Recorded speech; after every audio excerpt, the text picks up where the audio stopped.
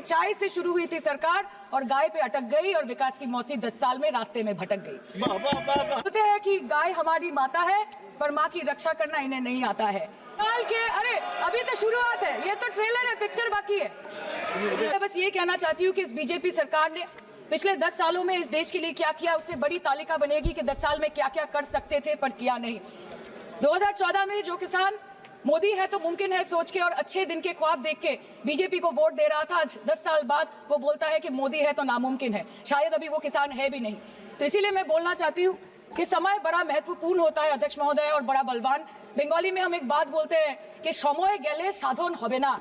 इसका मतलब यही है कि अगर समय चला गया तो साधना नहीं होगी, अगर भक्त रूठ गए तो आराधना नहीं होगी। और 3 से 303 से 240 के आंकड़े बोलते हैं कि इस बार जो आप चले गए तो दोबारा लौटने की संभावना नहीं होगी।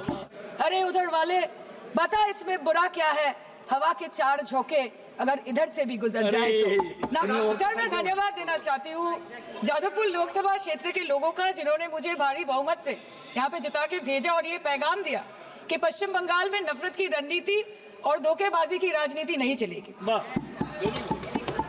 अध्यक्ष महोदय, मैं उम्मीद करूंगी कि आज आप मुझे पूरा बोलने का मौका दें, क्योंकि हाल ही में हुए नीति आयोग की जो मीटिंग हुई थी वहां पे हमारी माननीय मुख्यमंत्री, जो देश की एकमात्र महिला मुख्यमंत्री भी है, उनका माइक बीच राह में ऑफ कर दिया गया था।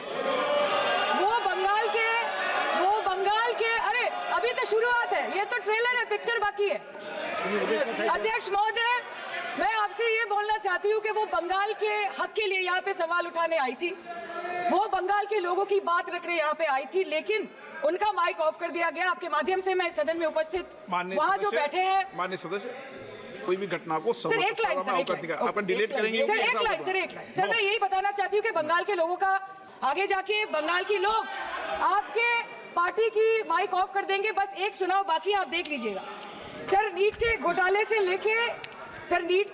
से लेके जीएसटी के बोझ तक, एयरपोर्ट की छत टूट जाने से लेके रेल पटरी से छूट जाने तक, तृणमूल कांग्रेस के सदस्य, हर सांसद देश के हर गंभीर मुद्दे पर चर्चा करेंगे। बस यही आपको बोलना था। खुद क्या खाएंगे, अपने परिवार के लोगों का खिलाएंगे, अपनी गाय भैंस भेड़ बकरी को क्या खिलाएंगे? सर ऐसे ही वारदात होते हैं जहां गरीबी से जूझता हुआ एक किसान उसको अपनी गाय भेड़ बकरी को बेचने में मजबूर करते हैं और अंत में जाके वो अपनी खुद की जान ले लेते हैं। सर पिछले 10 सालों में 1,12,000 किसानों ने इस देश में आत्महत्या की। एनसीआरबी की एक रिपोर्ट के अनुसार 10 साल में हर दिन इस देश में एवरेज में 30 किसान हर दिन अपनी जान ले लेते हैं। बोलते हैं कि गाय हमारी माता है पर माँ की रक्षा करना इन्हें नहीं आता है। अध्यक्ष महोदय, हम सब जानते हैं कि इस मिनिस्ट्री के अंतर्गत डेयरी भी आता है और भारत इस पूरी दुनिया में दूध के उत्पादन में नंबर 1 है, contributing to almost 24.46% of global milk production. But since the government has not been able to bridge the gap between demand and supply, it has successfully turned the country from being the largest producer of milk to an importer of milk. इन आदमी के दूध, छाछ, लस्सी, दही, पनीर पर 5% की GST, cream, condensed milk, मक्खन, घी पर 12% की जीएसटी और अमीरों के हीरो पर सिर्फ 1.5% की जीएसटी। सरकार उनको रिलीफ नहीं देती है जो विदेश में जाके मिल्क शेक और लाते की चुस्कियां लगाते हैं। ये सरकार उनको रिलीफ नहीं देती जो आम आदमी 2 पैकेट दूध खरीदने से पहले 10 बार सोचता है। सर बचपन से हम सुनते आए थे कि संडे हो या मंडे रोज खाओ अंडे। India rank 2nd in egg production in the world और अंडे का फंडा यही है सर कि भारत के बच्चों के किस्मत में महीने में एक अंडा नहीं मिलता। मिड डे मील के चलते हफ्ते में अगर एक आध अंडा मिल भी रहा था तो कहीं धर्म के नाम पे तो कहीं महंगाई के चलते उसे बंद करने की मांग उठ रही है। Sir more than 50% children under the age of 5 suffer from chronic malnutrition in the country and roughly 17% children are underweight, and yet most BJP ruled states do not serve eggs in mid-day meal scheme. This is the example of Poshan Kal in India. Sir इस देश के लोगों का यही है किस्सा कि जिसको जिताया वो राजा की तरह जाएगा और जिन्होंने जिताया वो फकीर की तरह। सर ये बहुत गौरक्षा की भी बातें करते हैं। देश के लोगों को ये पता होना चाहिए that there is a fodder crisis in India, and the union minister has himself stated in a written reply in Rajya Sabha that yes, the country is deficit in fodder. So it means that cows are dying without food in government-owned goshalas, especially the BJP-ruled state. 74,000 cattle had died at Panjrapols in Sundarnagar and Banaskantha district of Gujarat in the last 3 years.